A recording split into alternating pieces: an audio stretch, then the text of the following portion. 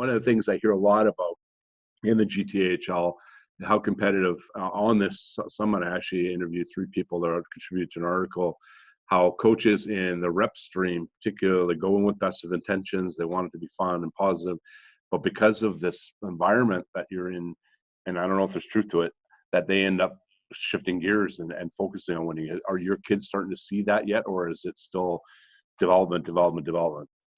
Well, they've been on a few different teams. And I think we've really lucked out with our coaches. And I think it also depends on the personality of the child. My older child is incredibly competitive, and he always wants to be better. And he always wants to be first on the ice. He wants to learn. He constantly is shooting pucks and doing all of that stuff. And he has a coach that is definitely more intense, I would say, than other coaches, but he loves it. He thrives from it. And he's in no way mean to the kids. He's not inappropriate with the kids. He expects the best from them. And the kids on the team know that. And they can also joke with him and go to him with any concerns. He's very open, but he does expect a certain level of commitment and of play from them, and it works. My middle one, he really likes high fives and pizza parties, and he's on the right team for him for that as well. So his coach is all about family first, school, and it's about fun. So they win some, they lose some. They don't focus on that so much, and that's the right team for him, because he is really, it's more about the social part of it for him, and that's what they give him. So I think it's really important to find the right coach for your child. And I've seen some really awful moments. I mean, my kids are really young, and it's sad to say that I've seen some coaches that are just, they shouldn't be coaching, or they need to learn a little bit more. But we're very lucky. We're very lucky to be on the teams that we're on. What about things like resiliency, handling adversity, work ethic?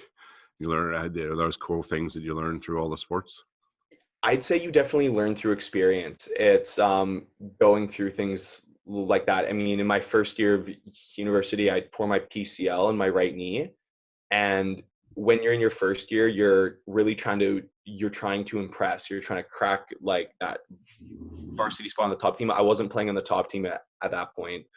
We have like a development side at UBC as well. And like, as soon as I tore my PCL, I missed out on captaining a Canada U19 tour to Wales. I missed out on the provincial finals for UBC. I missed out on playing for the under 20s in the summer, all these things. So I missed out on a lot, and it sucked, because it's that same thing. Like, players feel like they miss out on things and they're going to fall behind as well, as other players are going to get better and I'm going to get left behind. In rugby, that happens with injuries a lot, in terms of some injuries being more severe than others. And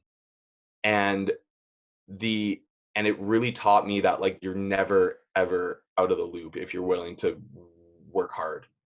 Is that doing your rehab, getting noticed again? Like, I was able to come into my second year and start for the varsity team as a second year player, which was massive, just because of sort of the resiliency and the determination that I had to get back in the program as well.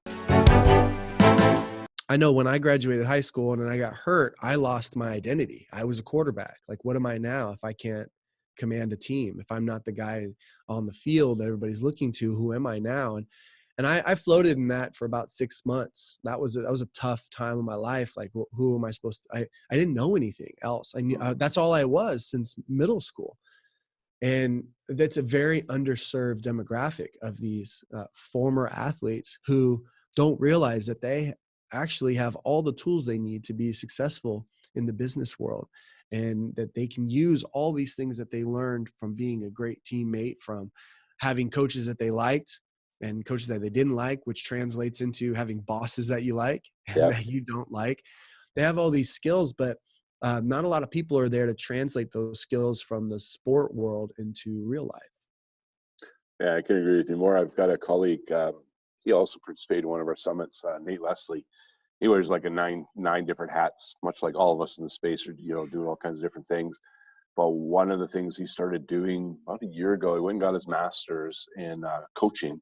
So he works with former professional hockey players, because he's one of them, and helping them transition from their former professional careers to real life. And in the hockey space, not so much in basketball, because I know a lot of the players, with the exception of like a Kobe Bryant, sadly we lost, go right from high school into, but most go and get a degree, then they're drafted, right? NFL is kind of that model.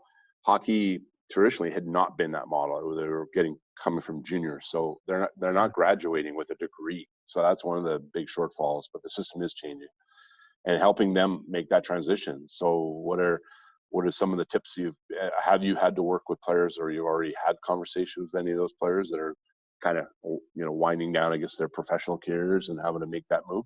Yeah, the best advice I could give an athlete that is soon going to not be in their sport anymore is make connections while you're still in the sport. It's similar to when you have a job, it's easier to find another job. Yeah. But I heard Gary Vanderschik one time talk about, he went to USC and he was talking to USC football, and some of the guys like had their hoods on, and they were wearing their sunglasses and they got their Beats by Dre. And he's just like, what the F are you doing? Like, you're ignoring all these people who are around you. You're at USC. These people who you're ignoring in the coffee line are they going to be the people who are going to hire you later on in life. Like, these 4 years in college, this is the most popular you'll ever be. And so you should be right now making connections and networking and updating your LinkedIn and trying to get internships during the off season. But there's so much that you can do while you have the title of, at that, when he was talking to USC, it's like USC football player.